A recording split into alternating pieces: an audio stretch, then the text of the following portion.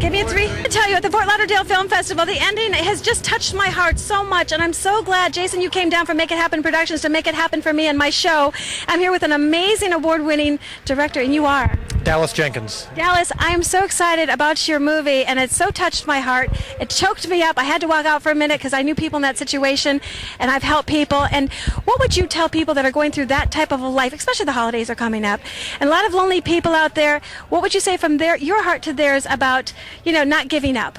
Well, the holidays for most people are considered to be everyone thinks it's the most joyous time of year, but for many people it's the most sad because it reminds them of maybe what they don't have. And this film is about how through seemingly random acts of kindness, lives can be changed, and they seem to be random, they seem to be minor, but there's always that extra bit of hope that you can give someone. And the characters in the film, at the beginning of the film, felt like they were totally unnecessary. Right. And that's what most people feel, I think, and that's a word that's not often used, but they feel hopeless and sometimes harsh, but then offer a sliver of hope. Right. And sometimes stories, especially from a Christian perspective, are sometimes too sugar-coated. Everything just works out perfectly in the end, and the problems aren't that deep.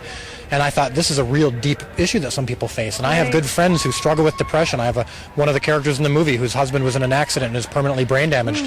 It's based loosely on a good friend of ours. And they don't have answers. They don't know what there is for them. Right. And so that was the impetus for this film, is we want to make a film that can speak to people who either know someone who is going through those problems or who's going through those problems themselves, that there is a hope, even if it seems minor. That's amazing. And do you have a website for your film so they can see the trailer of it by chance? Absolutely. Jenkens-entertainment.com. www.jenkens-entertainment.com. You can email me directly at that site. I respond to every email, and I have a blog, and I love to talk about these issues besides just filmmaking, but I love to give, where there's actors and writers and stuff who sometimes ask for advice on navigating through the industry. I love to talk about that.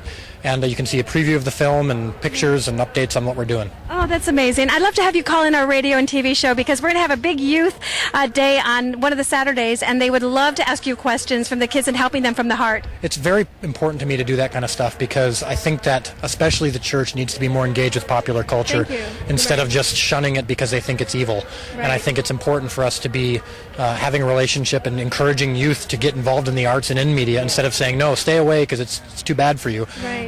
We need to. The only way we can impact it is if we train people to be great at it. That's right. And we have to be good. And there's, God, created art, and so Christians shouldn't just be as good as Hollywood. We should be even better. That's amazing. And so that's what we need to be helping each other to do. Thank you so much. And again, you are? I'm Dallas Jenkens, director of Midnight Clear. Oh, amazing film. It just, what can I say at the end of the film festival? And Jan, thank you so much for this opportunity. We stuck around for the best of the best here. And my junior reporter for the Dawn Reese Show wants to ask you one question real quick. Absolutely. There you go. Mr. Jenkins, what advice